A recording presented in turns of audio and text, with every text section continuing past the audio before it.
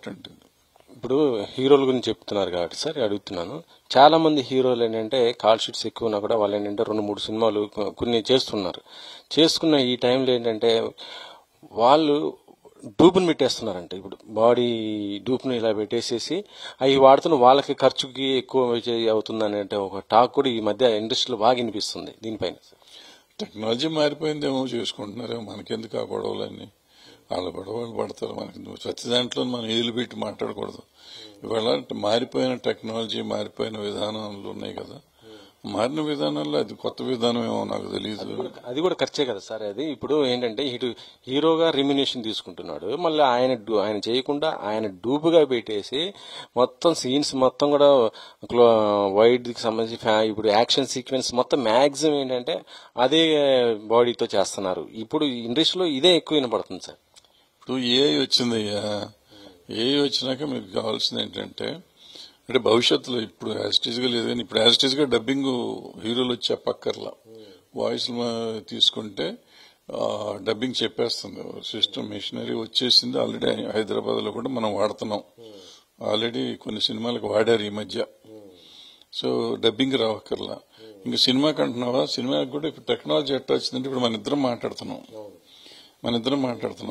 అంటే మన ఇద్దరం ఒక పలానా ఎక్స్ హీరోకి నేను డూపు, ఇంకో ఎక్స్ హీరోకి నువ్వు డూపు అనుకో. మన ఇద్దరం ఆ డ్రెస్సులు వేసుకుని మాట్లాడేస్తే మన ఇద్దరికి ఆ హీరోలు ఉండక్కర్లా, మనం ఆ సీన్ అంతా తీసేస్తాం. ఆ తర్వాత మన వాళ్ళ క్లోజ్ల వరకు వాళ్ళ తలకాయలు తీసుకుని వాళ్ళతో ఒక రోజు తీస్తే, ఇప్పుడు 4 రోజులు సీన్ తీసాం అనుకో మన ఇద్దరితో, 1 గంట వాళ్ళని పెట్టుకుని క్లోజులు తీశారంటే మనం ఫిక్స్ చేసామంటే ఏఐలో నీకు వాళ్ళది అయిపోతుంది సినిమా. సో టెక్నాలజీ అట్లా మారుతుంది. ఇప్పుడు నాకు భవిష్యత్తులో ఏంటంటే సినిమా మొత్తం నువ్వు తీసేసి డూపులతో ఒక వారం 10 రోజులు హీరో పనిచేస్తే, ఆల్రెడీ నేను ఒక వీడియో చేశాను ఇంతకు ముందు, మీరు చూసారో లేదో నాకు తెలియదు. నేను ఆల్రెడీ 15 రోజుల కింద చేశా.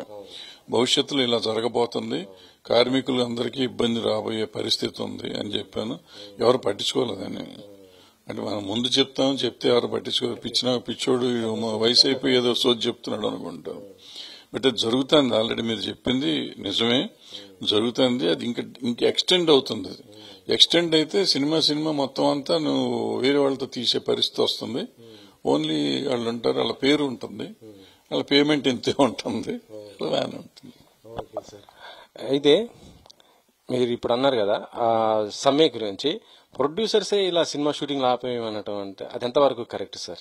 అది ఒకవైపు ప్రొడ్యూసర్స్ కోసం పనిచేస్తున్నారు, మరొక వైపు ప్రొడ్యూసర్స్ మీరు షూటింగ్స్ ఆపేయండి అన్నారు. ఇది ఆపి మళ్ళీ యూనిట్ ఇవ్వద్దు అని చెప్పారు. షూటింగ్ ఆపమంటారు అంటే అది అంటారు, ఇష్టం లేక పొగబెట్టారు ఏదో అంటారు చూడు, అట్లా అనమాట.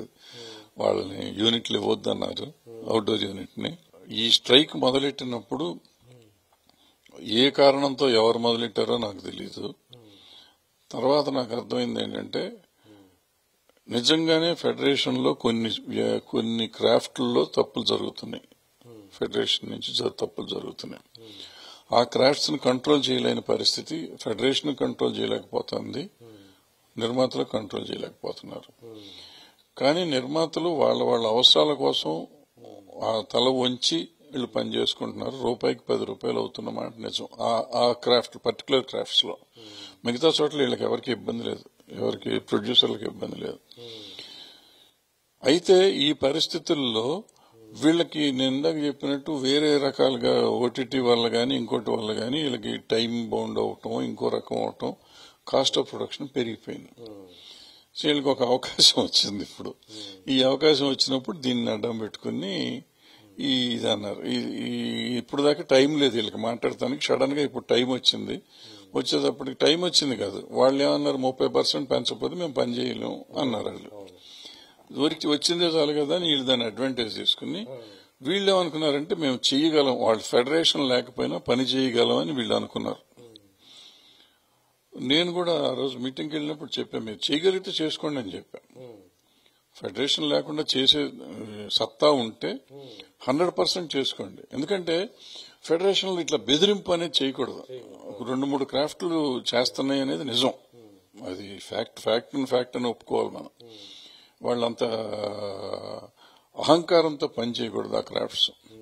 మిగిలిన వాళ్ళు ఎంత సౌమ్యంగా ఉంటారు, ఈ 2-3 క్రాఫ్ట్లు అంత అహంకారంతో చాలా బర్డెన్ వేస్తున్నారు ప్రొడ్యూసర్ మీద. అది పెద్ద ప్రొడ్యూసర్కి ఇబ్బంది కాదు, కానీ చిన్న ప్రొడ్యూసర్కి చాలా ఇబ్బంది జరుగుతుంది. సో వాళ్ళని కంట్రోల్ చేయాల్సిన బాధ్యత ఫెడరేషన్కి ఉంది, ఛాంబర్కి ఉంది, ప్రొడ్యూసర్లకి ఉంది. సో అది అవాయిడ్ చేయడానికి చిన్న ప్రొడ్యూసర్లు కూడా ట్రై చేస్తున్నారు. వాళ్ళ వల్ల కావట్లేదు, ఎందుకంటే పైన ఇస్తున్నాడు కాబట్టి నువ్వు ఎందుకు ఇవ్వు అంటున్నారు. సో వాళ్ళు ఆపితే కానీ వీళ్ళు ఆపలేరు. వాళ్ళు ₹1 ఇస్తున్నారు అనుకో, నాకు నేను ఇంకో చిన్న సినిమా చేస్తున్నప్పుడు 5 పైసలకు చేయలేను, నేను ₹10 తీసుకుంటా. లేకపోతే మామూలుగా చిన్న సినిమాకి నేను 5 పైసలకి చేసేవాడిని, ఇవాళ 50 పైసలు తీసుకోవాల్సి వస్తుంది.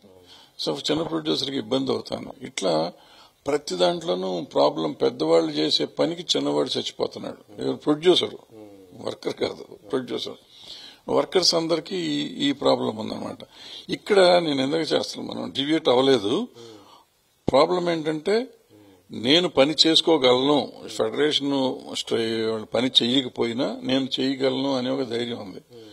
మేము ప్రొడ్యూసర్లము 93లో అనుకుంటా ఫెడరేషన్ పనిచేయమంది. అప్పుడు మెడ్రాస్ ఫెడరేషన్ ఇక్కడ లేరు, వర్కర్స్ లేరు. ఇక్కడ ఉన్నారు వర్కర్స్, వీళ్ళతో మేము పనిచేయమని మెడ్రాస్ వాళ్ళు మాపేశారు. వాళ్ళు లేకపోతే మేము పనిచేయలేమని ఇక్కడి నుంచి కొంతమంది ప్రొడ్యూసర్లు వెళ్ళిపోయి వాళ్ళతో పని చేసుకోవటం మొదలెట్టారు. మెడ్రాస్ వెళ్ళి, బెంగళూరు వెళ్ళి చేశారు. బట్ ఇక్కడున్న నేను, సురేష్ బాబు, కొంతమంది ప్రొడ్యూసర్లు మేము ఇక్కడ లేబర్ని పెట్టి, ఇక్కడ వర్కర్స్ ని పెట్టి మేము సినిమాలు చేసి రిలీజ్ చేసి సక్సెస్లు ఇచ్చాం. మేము ఇచ్చినాకే మళ్ళీ ఫెడరేషన్ స్టార్ట్ అయింది. మళ్ళీ ఫెడరేషన్ పెట్టాం. ఇక్కడ వీళ్ళని ఎఫిలియేషన్ తెప్పించాం బాంబేలో కాన్ఫెడరేషన్ కి. వీళ్ళతోనే పనిచేశాం. వీళ్లతో పని చేయమన్న వాళ్ళు ఇవాళ హైదరాబాద్ వర్కర్స్, డాన్సర్లు గాని, ఫైటర్లు గాని, బాంబే గాని, చెన్నై గాని వెళ్లి పనిచేస్తున్నారు. ఒకప్పుడు ఆళ్లుగా వచ్చి మనకు పనిచేసేవారు. ఇవాళ ఇక్కడి నుంచి అక్కడికి వెళ్లి పనిచేసే పరిస్థితి దాకా తీసుకొచ్చినాక ఇప్పుడు ఏమైందంటే ఇది రకరకాలైంది. ఇది వచ్చిన తర్వాత వీళ్ళు ఈ లోపల ఏమైంది, సిస్టమ్ మారిపోయింది. మనం 100 మంది ప్రొడ్యూసర్లు ఉండేవారు, ఇప్పుడు 10 మంది ప్రొడ్యూసర్లుగా మారిపోయింది. 10 మంది ప్రొడ్యూసర్లు అయ్యేసరికి రకరకాల సమస్యలు అయిపోతాయి.